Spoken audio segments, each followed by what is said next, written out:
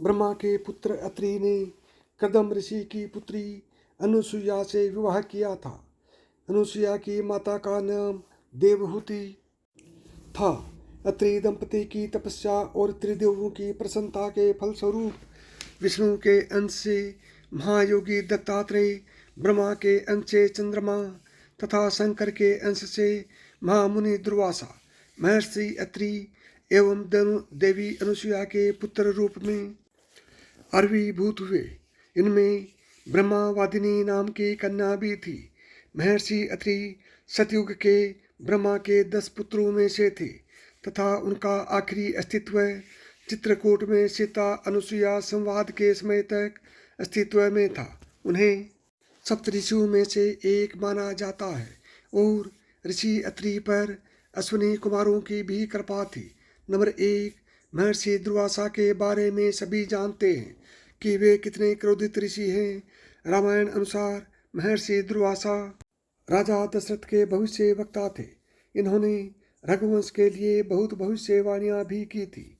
Number 2, एक कथा के अनुसार इंद्र ने अहंकार वंश वैजंती माला का अपमान किया था।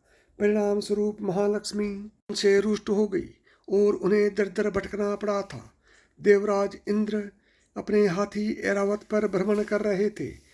मार्ग में उनकी भेंट महर्षि दुर्वासा से हुई।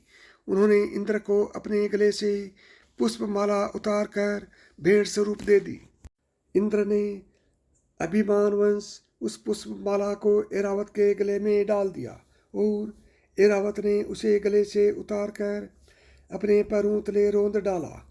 अपने द्वारा दी हुई भेंट का अपमान देखकर महर्षि दुर्वासा को बहुत क्रोध आया। उन्होंने इंद्र को लक्ष्मीहीन होने का श्राप दे दिया। नंबर 3, कुंती का विवाह राजा पांडु से हुआ था। बाल्यावस्था में कुंती ने ऋषि दुर्वासा की सेवा की थी। इसी के फलस्वरूप दुर्वासा ने कुंती को एक मंत्र दिया जिससे वह किसी भी देवता का आह्वान कर उससे पुत्र प्राप्त कर सकती थी। विवाह से पूर्व इस मंत्र की शक्ति देखने के लिए एक दिन कुंती ने सूर्य देव का आह्वान किया जिसके फलस्वरूप कर्ण का जन्म हुआ।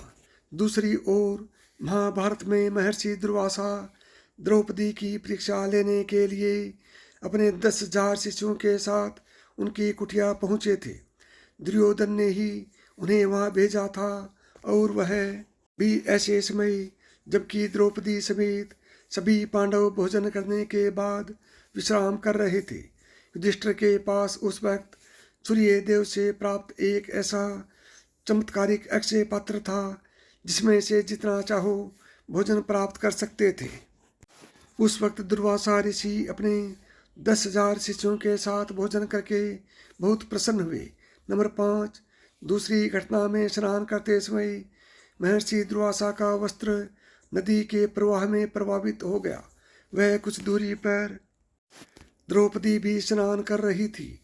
उनकी यह स्थिति देखकर द्रौपदी ने तत्काल अपने अंचल का एक टुकड़ा फाड़कर ऋषि को प्रदान किया।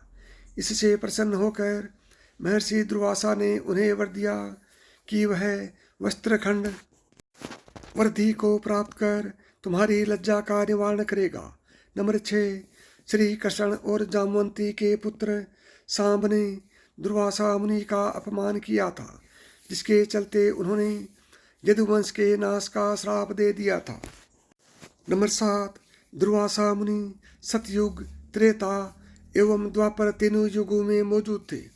पुराणों के अध्ययन से पता चलता है कि वशिष्ठ, अत्रि, विश्वामित्र, दुर्वासा, अश्वत्थामा, राजा बलि, हनुमान, विभीषण, कृपाचार्य, परशुराम, मार्कंडेय ऋषि, वेदव्यास और जामवंत आदि कई ऋषि मुनि और देवता हुए हैं जिनका जिक्र सभी युगों में पाया जाता है।